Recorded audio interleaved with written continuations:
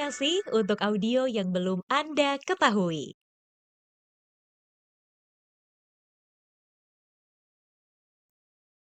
Salam semangat Bapak Ibu dimanapun Anda berada. Berjumpa kembali dalam podcast yang bertajuk Dedikasi untuk audio yang belum Anda ketahui. Bersama saya Sinta Natalia selaku host, tentunya kali ini kita akan membahas topik-topik yang menarik dan juga menginspiratif, terutama jejak wanita dalam hunian idaman. Dan tentunya kali ini saya tidak sendirian, saya bersama dengan seorang wanita cantik tentunya yang juga sukses dalam dunia properti. Langsung saja kita sapa Ibu Afrikani Indra selaku founder Piano Land Group. Halo Ibu Afri. Halo Mbak, Ya, salam semangat Ibu. Aku ya bisa panggil apa nih? panggil saya Afri aja. Oh, oke, saya bisa panggil Ibu Afri ya. Oke, Ibu aku sempat lihat gitu ya di beberapa artikel seperti itu. Ibu Afri ini sukses setelah pandemi justru itu beberapa proyeknya begitu ya. Nah, kita pengen tahu nih mengulik gitu bagaimana jejak wanita dalam hunian idaman tentunya pada Kiano Land Group sendiri seperti itu. Boleh mungkin diceritakan bagaimana awal ketertarikan Ibu Afri dalam dunia yang tentunya didominasi sama laki-laki begitu. Selamat sore eh, teman-teman sekalian. Saya Afri, saya dari ownernya Kiano Land Group.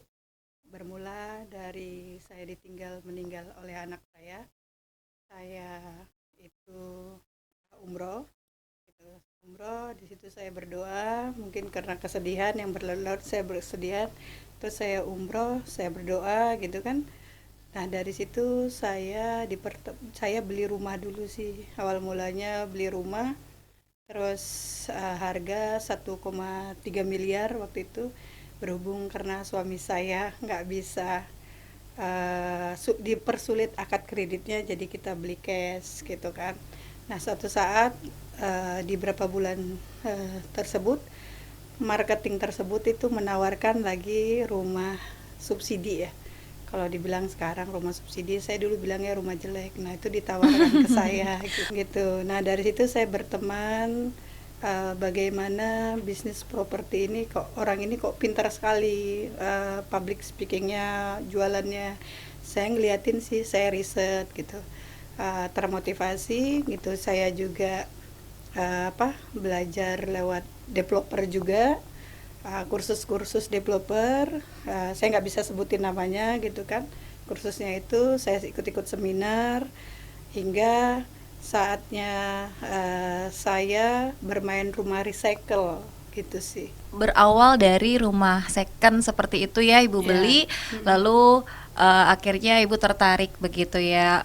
Ini sebenarnya cukup sentimental sekali ya Ibu. Sebelumnya mohon maaf atas berita yang kami dengar seperti itu. Mungkin lebih ke Ibu mau mengenang begitu ya melalui Iya. karya-karya di dunia properti ini yang Ibu buat seperti itu ya. Jadi gini Mbak, anak saya itu meninggal di usia muda, 3 tahun 8 bulan, karena satu kelalaian dari pihak kesehatan. Tapi sudahlah, saya mengikhlaskan. Jadi saya cari kesibukan waktu itu gitu kan. Kenalah sama tim penjualan yang pernah saya beli rumahnya ini dulu gitu. Terus saya berteman, saya belajar gitu. Pihak dari keluarga sih sebenarnya kurang mensetujuin saya di dunia ini gitu kan, takut ragu gitu kan, ngapain gitu. Tapi saya mencuri waktu di sela kekosongan saya karena ditinggal anak saya mencari kesibukan untuk mengenang anak saya, agar anak saya walaupun dia sudah tidak ada di usia muda, dia bisa karya lewat tangan dingin saya gitu. Jadi untuk awal-awal ketertarikan Ibu mempersiapkan diri untuk masuk begitu ke dalam dunia properti, itu bagaimana persiapan Ibu? Saya kalau ditanya Mbak, itu pengalamannya luar biasa banget, yang tidak ada background. Saya dulu ibu rumah tangga yang mengurusin anak saya, yang mengantar jemput, yang ngurusin kursusnya. Pernah ketipu, pernah gitu kan. Dari situ saya belajar terjun langsung dan tidak bisa mempercayain siapapun gitu. Jadi dari situlah saya belajar, saya mengerti hal tentang perizinan, saya belajar mengerti tentang penjualan lewat teman marketing yang menjualkan produknya sama saya gitu. Nah, berarti sebenarnya Ibu juga mengikuti step-step begitu ya, jadi nggak langsung asal terjun begitu. Nah, menurut Ibu sendiri begitu, peranan perempuan atau peranan wanita begitu ya ketika Ibu masuk ke dunia properti itu seperti apa dalam dunia properti? Saya tuh orangnya nggak pernah berpikir yang terlalu jauh. Yang saya jalanin tuh saya jalanin aja mengalir. Siapapun yang di hadapan saya adalah guru bagi saya. Saya banyak berteman tanya sama tim penjualan, bagaimana mereka, bagaimana kesulitan. Dan juga saya juga belajar sebagai seorang istri yang kepingin punya rumah tapi DP-nya nggak cukup. Nah gitu, terus saya belajar, saya ikut seminar, semuanya lah pokoknya secara otodidak saya terjun langsung sih. Jadi Ibu mencoba untuk memposisikan diri sebagai ibu rumah tangga yang mau membeli rumah begitu ya. Jadi memposisikan diri sebagai konsumen seperti itu. Nah, kalau untuk di desainnya seperti itu. Nah, apakah ada perbedaan Ibu sebagai perempuan dalam memilih ya desain, arsitektur seperti itu? Kalau saya rasa sih karena saya banyak menghabiskan waktu dulu di rumah, jadi saya tuh pengen tuh rumah itu manfaatnya itu ruangan-ruangan tuh bermanfaat gitu ya, tidak ada yang terbuang selanya gitu kan. Saya ngikutin tren yang ada, ngikutin model yang ada, terus berinovasi dengan apa yang ada gitu kan ya, dengan tren-tren sekarang sih ya, dengan mengutamakan kualitas sih kalau kita gitu, dengan desain yang modern gitu. Nah, kalau makna hunian sendiri buat Bu Afri, makna hunian idaman itu sebenarnya seperti apa sih? Hunian idaman itu kalau menurut saya menciptakan produk itu saya harus berbeda dari kompetitor saya harus berani spek, berani berkualitas, dan dengan kualitas mutu yang optimal ya, agar orang tidak bulak-balik itu renovasi, Mbak. Kami subsidi di tahun 2019 aja sudah fondasi itu sekitar 50 cm gitu untuk subsidi. Sampai sekarang rumah subsidi kami belum pernah ada dari proyek yang pertama itu roboh ataupun apa. Jadi kami memang mengutamakan kualitas, dan kami sebagai pendatang baru harus berani beda dari kompetitor kami. Makanya orang biasanya zaman dulu tuh rumah subsidi tuh single ya, kalau kami berani double dinding dan pakai hebel.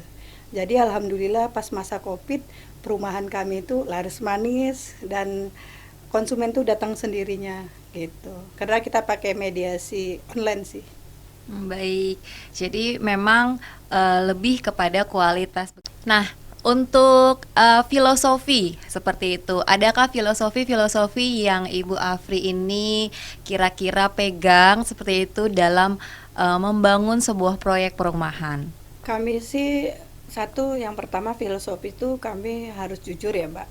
Sebagai pengusaha saya itu harus jujur, baik itu dari segi untuk ke konsumennya, kedua juga dari segi legalitasnya, ketiga kita berani misalnya produk kita tuh ada yang kurang perbaikan, kita berani ngasih garansi kepada konsumen kita untuk tetap apa yang diinginkan konsumen kita tetap ada, dan kami fokus pada pengembangan dan berinovasi sih pada proyek-proyek kami. Gitu aja. Oke, menarik dan keren juga loh. Saya pernah sempat lihat artikel gitu ya, saya cek bukan di artikel, saya sempat buka webnya Kianoland begitu. Ada, kalau nggak salah itu ada perumahan Green Jonggol ya, itu Ibu menawarkan gratis DP. Nah, itu bagaimana Ibu bisa mengembangkan strategi marketing ini sehingga Ibu berani untuk menawarkan gratis DP? Apa sih strategi-strategi yang Ibu jalankan dalam proyek ini seperti itu? Kalau saya sih Mbak, karena berpengalaman sebagai ibu rumah tangga, yang dulu mau minta beli rumah itu agak sedikit kesulitan kita mengalami DP, sampai suatu saat saya dan suami saya itu beli rumah dengan harga cash di daerah kawasan Cibubur itu 1,3 M. Kita beli dulu secara cash karena administrasi yang tidak mungkin disetujuin suami saya gitu ya, sebagai seorang prajurit gitu ya. Terus kedua, dari kiat-kiat itu sih saya berpikir saya ini ingin mengharumkan nama almarhum anak saya. Anak saya tidak bisa lagi kembali ke dunia, maka saya harus banyak berbuat baik sama orang dengan cara saya memudahkan. Dari awal project itu bukan hanya di Green Jonggol Village, tapi dari Naturland Kiano 1 kami DP itu selalu 1 juta sampai sekarang. Jadi 1 juta orang udah bebas biaya-biaya, tidak ada administrasi apapun lagi. Jadi saya mengkonsep biar orang memiliki semua punya rumah gitu. Jadi nggak ada yang sulit kalau mau punya rumah, yang penting berani menyicilnya gitu. Baik, nah tentunya begitu dari ibu yang mulai awal mulanya seperti itu ya di dunia properti ini, jual beli rumah second, lalu kemudian akhirnya mendeklarasikan untuk membangun sebuah perusahaan properti, tentunya tidak mudah bagi Ibu Afri. Nah, kita mau dengar gitu cerita pengalaman-pengalaman atau tantangan-tantangan yang Ibu Afri sudah rasakan bahkan dari awal begitu membangun bisnis properti ini. Mungkin boleh diceritakan.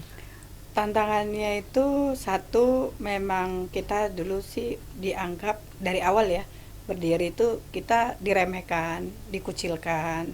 Mungkin karena satu kita belum ada hasil gitu kan di awal gitu, tapi tetap kita berupaya, berkomitmen tinggi pada konsumen kita kasih hal yang terbaik sampai menjadi satu kepercayaan.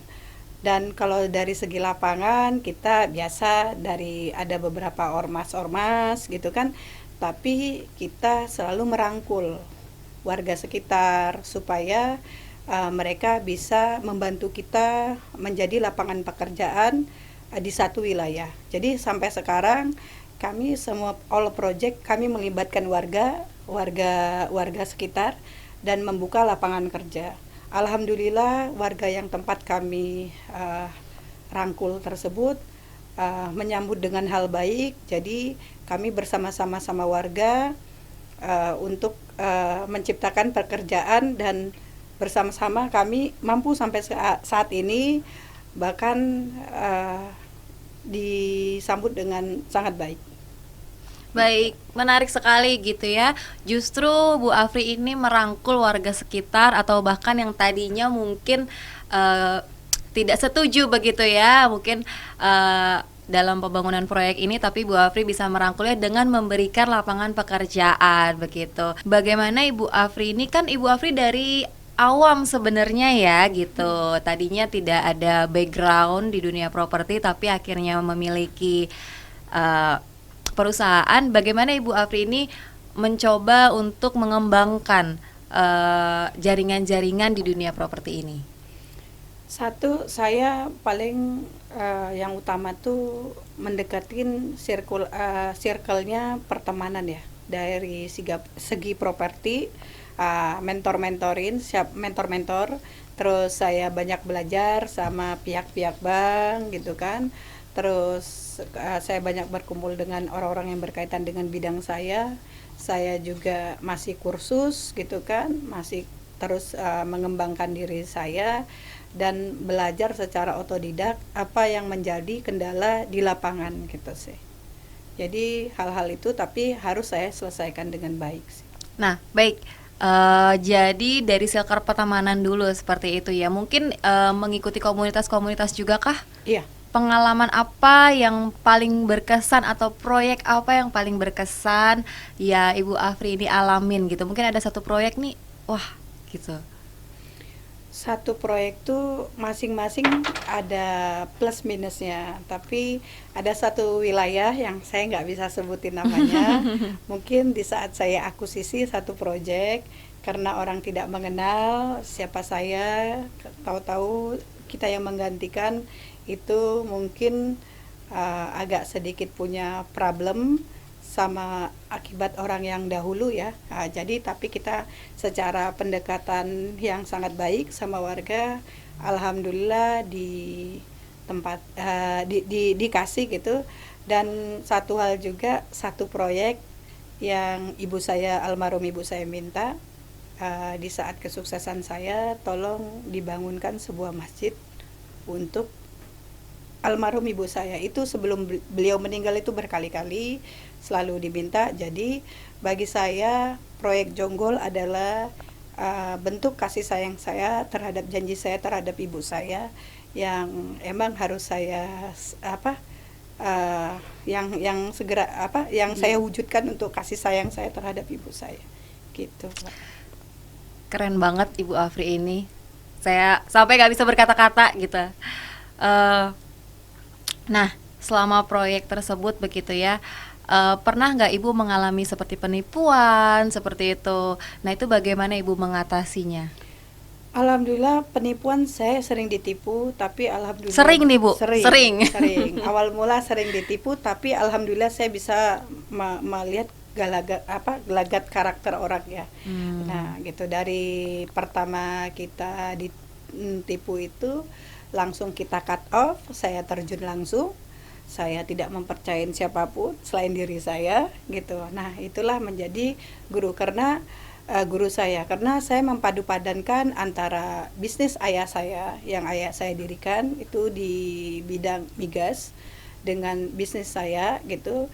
Karena satu kombinasi yang saya terapkan di Kiano, alhamdulillah sampai saat ini kita dari belajar pengalaman tuh untuk ketipu ke depannya sudah enggak ya. Pernah waktu di awal-awal waktu saya belum paham di properti, iya saya akuin, tapi berjalannya waktu mungkin kita dengan konsistensi, kejujuran dan berhati-hati, alhamdulillah sekarang udah zero incident. Kalau satu proyek yang saya pegang itu tidak clear and clear gitu. Nah, ini menarik dan juga keren karena tadi Ibu bilang Ibu terjun langsung begitu ya. Nah, ini bagaimana cara menyimbangkan kehidupan profesional Bu Afri yang juga Bu Afri ini seorang ibu rumah tangga begitu dengan pekerjaan yang mendominasi waktu Ibu Afri sendiri begitu.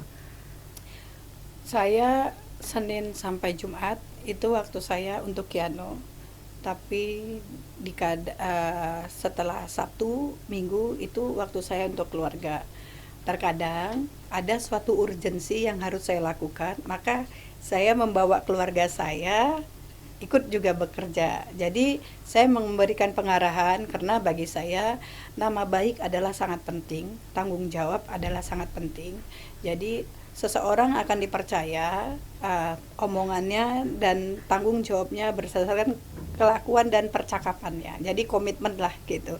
Jadi saya selalu memberikan pemahaman sama keluarga, walaupun kadang di awal-awal agak sedikit ini ya, kok banyak waktunya di ini, tapi alhamdulillah semakin saya tunjukkan konsistensi saya, ya alhamdulillah kesejahteraan juga mengikuti, juga ada hasilnya. Jadi keluarga saya terus mendukung apa yang saya lakukan.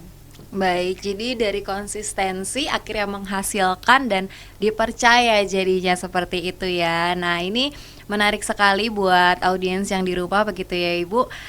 Kebetulan ya Bu, tadi kan Ibu pernah mengalami yang namanya ditipu seperti itu. Nah, mungkin Ibu bisa bantu kasih tips gitu ke audiens bagaimana cara memilih rumah agar tidak ketipu juga developer yang nakal seperti itu, terutama Ibu sebagai developer itu sendiri. Satu, kalau kami di Kiano Land sebelum legalitas itu menjadi sertifikat induk ataupun seplen disakat, kami dilarang untuk berjualan. Jadi pertama saya bagi saran-saran bagi yang melihat channel ini, Satu, jika Anda membeli rumah, coba cek apakah set plan tersebut sudah ditandatangani pemerintah. Kedua, apakah sertifikat itu sudah induk minimal. Jadi kalau di set plan itu sudah ditandatanganin, bukan set plan yang tidak ditandatanganin ya, tapi set plan yang ditandatanganin oleh pemerintah. Nah, bagi yang melihat YouTube saya, itu sebagai pakemnya di pembelian properti yang secara aman. Nah, kalau ada di situ, kalau tidak ada set plan-nya atau apa, maka baik developer besar ataupun kecil jangan dibeli. Itu saran dari saya, karena itu sudah pakem gitu. Karena tidak akan mungkin berubah set plan-nya, bentuk rumahnya, letaknya itu kita tidak akan berubah. Jadi itu yang benar-benar udah disahkan gitu.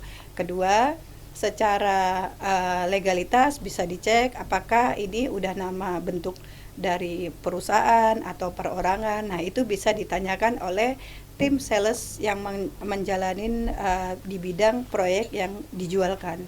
Itu sih dari tips-tipsnya dari kami agar tidak ketipu oleh pengembang nakal, dan nggak semuanya developer juga jahat juga gitu. Jadi Bapak Ibu atau yang lagi nonton YouTube kami, coba dicek. Jika ada yang menawarkan sales, tanyakan apakah ini sudah ada disetujuin dari pemerintahnya, set plan-nya, bukan praset plan, bukan yang tidak ada tanda tangannya.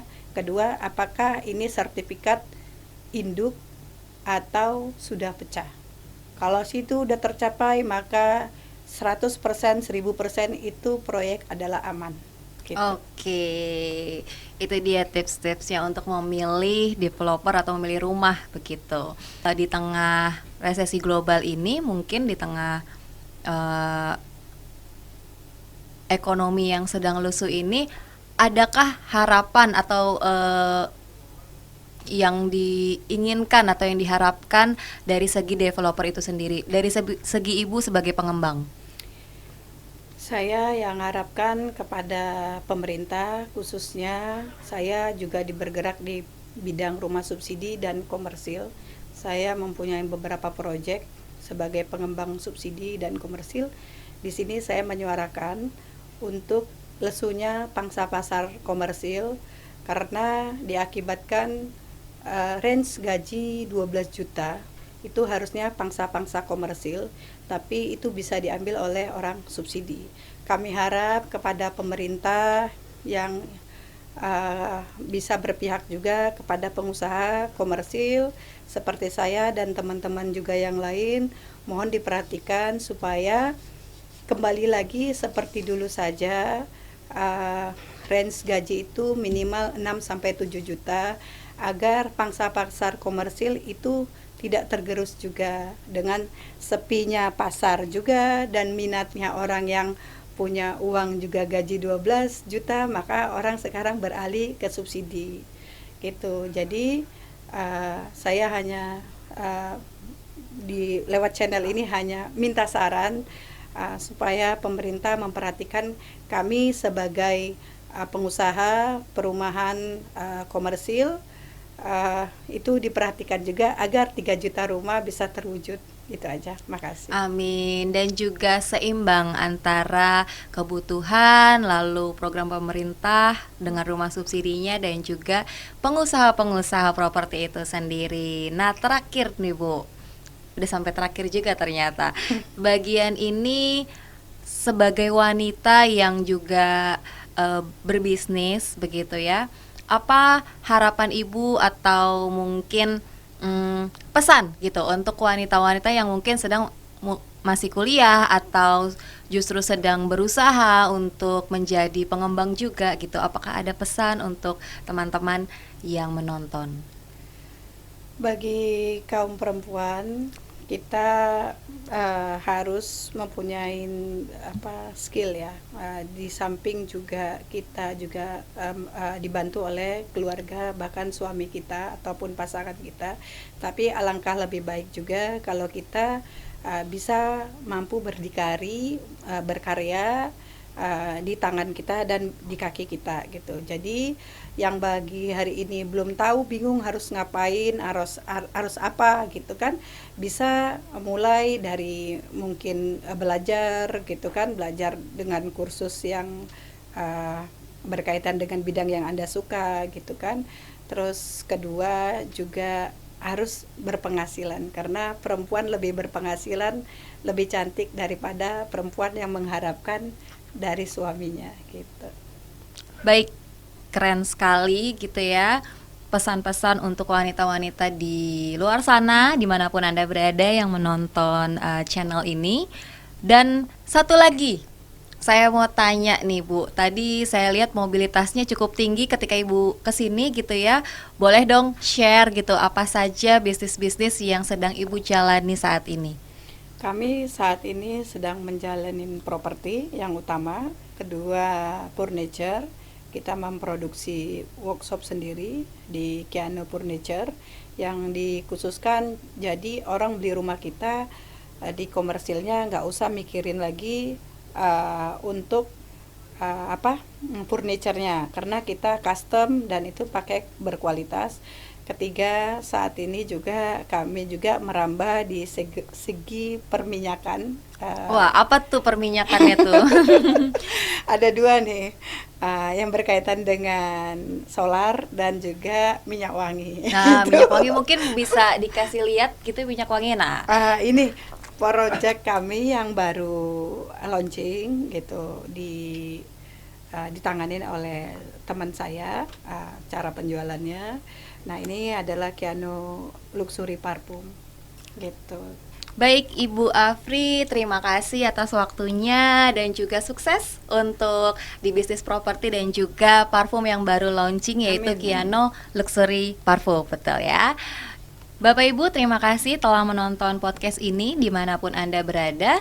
Bapak Ibu juga jika memiliki saran tentang topik yang akan diangkat untuk di next video, Bapak Ibu silakan ketik komen di link komen dan juga di DM Instagram ataupun di TikTok. Saya Sinta Natalia selaku host, pamit undur diri. Bapak Ibu, salam sehat, salam semangat, dedikasi untuk audio yang belum Anda ketahui.